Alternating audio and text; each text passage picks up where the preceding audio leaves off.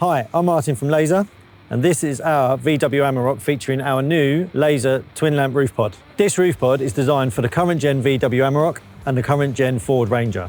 In this video, we'll show you two installation methods, the drill mount method on the VW Amarok and our discreet no drill bonding method on the Ford Ranger Platinum.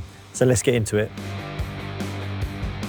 The first method we'll cover is our drill mount system. For this demonstration, we're fitting the pod to the Volkswagen Amarok using the supplied roof pod kit. A list of tools you'll need to complete this job are on screen now. One important thing to note before we begin, for both the drill mount and non-drill mount methods, once installation is finished, your vehicle must remain parked for 24 hours. This is to allow the pod to bond securely to the roof. Starting with the wiring, disconnect the vehicle's battery negative terminal and rest the cable on a cloth or other insulator so it can't make contact. Next, remove the left-hand A-pillar grab handle by undoing the two 7mm bolts, followed by the left-hand A-pillar trim itself. On vehicles fitted with the Harman Kardon and Bang & Olufsen systems, unplug the tweeter before moving on. Now remove the left-hand sun visor, making sure to unplug the light, being careful not to damage the visor or connector. There are two T20 screws in the visor hinge and one T20 screw in the clip. With that removed, use a trim tool to release the central roof console. Release the electrical connections and take the console out of the way completely. Next, remove the two T20 screws that secure the headline into the roof. Remove the left-hand seal cover to give yourself access.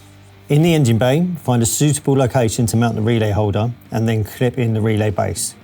Connect the positive and negative leads from the relay to the disconnected battery terminals. Remove the connector from the supplied laser harness and discard it. Then feed the positive, negative and trigger wires through the firewall into the interior of the vehicle. Ford and VW models have provided an accessory port in the grommet for applications like this. Once the wire is inside, run it up the A-pillar along the roof to the roof centre console opening, securing it to existing wiring with cable ties where possible. Now we can move on to fitting the pod itself. First, tape the roof area where you'll be drilling. Use the ADAS camera as your centre point and measure 85mm back from the front of the roof. Drill through the roof with a 1/2-inch drill bit, then deburr the edges of the hole. Make sure to cover any components inside and outside the vehicle that may be affected by swarf. Apply the supplied grease to both the roof hole and the rubber grommet. Then fit the roof grommet in place, making sure the roof skin sits correctly in the ridge all the way around the inside, creating a complete seal. Next, using a 3mm drill bit or similar, carefully break the seal on the grommet to allow the lamp hires to pass through. Protect both the roof and the pod with cloths and begin feeding the pod wires through the grommet.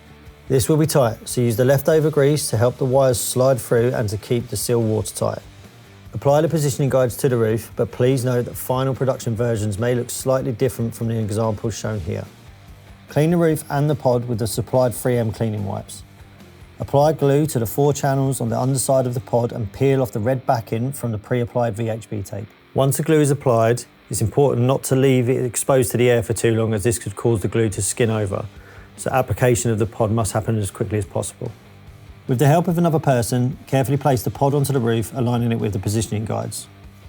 A third person can be useful at this stage to pull the cable through the grommet from the inside of the vehicle. Once the pod is in place, press down firmly on the 4 areas where the VHB tape is applied, making sure it grabs securely. This is also the perfect time to wipe away any excess glue. To help avoid any unwanted movement whilst the pod is bonding, use masking tape to hold the pod in place. Now let's finish off the wiring. Strip back the insulation from both the roof pod wires and added power harness. Then use the supplied yellow crimps to join them together. If connecting to CANI, you can connect the purple trigger wire to one of the 4 output channels. CANI installation is covered in a separate video on our channel. Reconnect the roof console connections and then the vehicle battery. At this stage, test that the pod is working correctly. If everything functions as expected, refit all the interior components. And finally, don't forget the vehicle must remain parked for 24 hours after installation to allow the pod to bond securely to the roof. To achieve the strongest bond, ideally leave the vehicle to sit for 48 hours. Now it's time to move on to the non-drill solution. For this method, we'll be installing the pod on a Ford Ranger Platinum. As with before, the tools required for this install are shown on your screen now. Begin by disconnecting the negative terminal of the vehicle's battery and insulating it with a cloth so that it doesn't make contact. Next, mount the relay in a suitable location within the engine bay. From here, pass the lamp wiring out of the engine bay, feeding it through the gap between the scuttle panel and the windscreen. Run the wire up the windscreen and halfway across the roof, then cut the wire down to its length. Place the rubber wire hider along the windscreen and trim to the correct length. Now, prepare the windscreen for bonding by wiping it down with one of the supplied 3M wipes. Once the surface is clean, remove the red backing tape and stick down the rubber trim. With the wiring in place, set the roof pod on the solid surface. Using a file, create a small notch in the side of the pod to allow the cable to pass neatly underneath. Strip back the wires on both the pod and the vehicle side wiring loom. Crimp the wires from the pod and the vehicle side harness. Because this connection will be in a wet area, it's important to seal the crimps with a heat gun or gas soldering iron to prevent water ingress. Once the connection is sealed, secure the loom neatly inside the pod. Next, use the 3M wipes to clean the area thoroughly. Then repeat the same cleaning process on the bonding surface of the roof pod itself.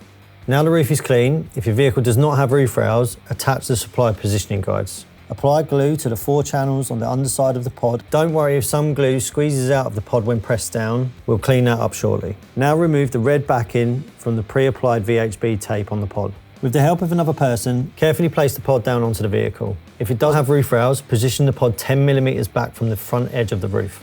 Once the pod is in place, press down firmly on the 4 areas where the VHB tape is applied, making sure it grabs securely. Once the pod is in place, use the supplied 3M wipes to clean away any excess glue. Finally, tuck the lamp harness neatly into the wire hider trim, running it down the length of the windscreen. For vehicles with overhead switches, locate the wire spurs for aux switches 1, 2 and 5.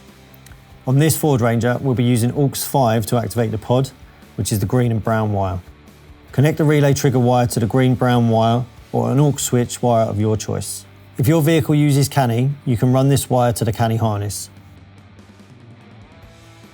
For vehicles with halogen or lower spec LED headlights, connect the trigger wire to the grey and brown 12-volt high beam wire. Next, connect the 12-volt positive lead from the relay to one of the accessory power points on the battery. Then connect the negative lead from the relay to the chassis ground point. Reconnect the vehicle's battery, test the lights to make sure everything is working and tidy up the wiring. Please allow at least 24 hours before driving the vehicle.